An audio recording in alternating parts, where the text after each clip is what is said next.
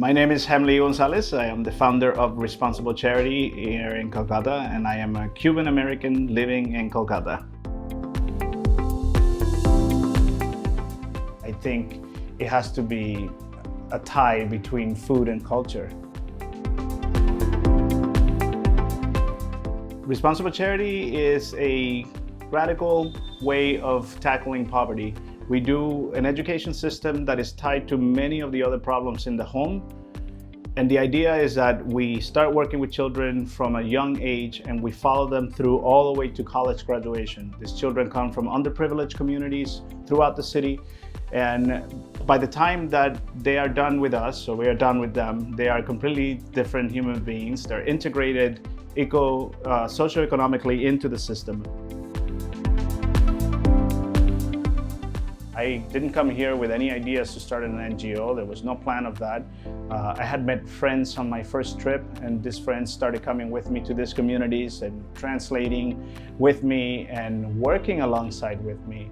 And organically, this thing just came together. And here we are 10 plus years later. The thing that we do that is very different than a lot of the other NGOs is that we are not afraid to connect all the dots and spend time with that, and a lot of time and energy. And we have a large team of staff, and every day we're looking for ways to see where the problems are related to each other, and then going into bringing solutions to each of those problems. We have menstruation, which creates a lot of problems in the home when the mothers cannot go to work, and then that pushes the young girls into a position of nannies and all these kind of situations, and education gets pushed to the back of the line. So we have created a way to make it work and actually remove poverty within one generation. At the moment, we have 43 active scholarships. That means fully paid scholarships from the beginning of the time that they join the program until college graduation. So that's a 15-year commitment of complete funding for these families. Every family or every child in the scholarship system has an average of about 4 to 5 people at the home. And we offer some services to them as well. Medical assistance, family planning, financial assistance also.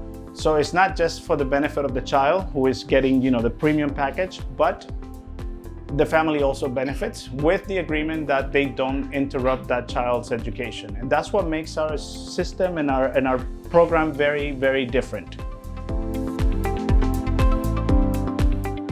We have a lot of great talent that comes through our doors. They want to work, they want to change the world, they want to shape the communities that we live in. But then reality sets in, and a lot of these college students graduate, and then we lose them to the private sector. So they move to Hyderabad and Pune and Mumbai and all these other cities, that have a better structure. And that's one of the things that I'm fighting two battles. I'm fighting the front end, which is to bring education to these communities, plus all these other services connected. And the second part is the operating aspect of the charities and educating the public about what it takes to run a successful and an effective NGO. There's a lot of love, a lot of nostalgia with the tram. There's a lot of misunderstanding about the tram, and I think the tram is now like this old uncle or this aging grandfather or grandmother that has a lot of stories and has a lot of charm, but moves slow. And it takes a while for these stories to come through, but you enjoy the stories when you see them. I mean, there's so many jokes. You can walk faster than the tram. It's such a unique part of the city.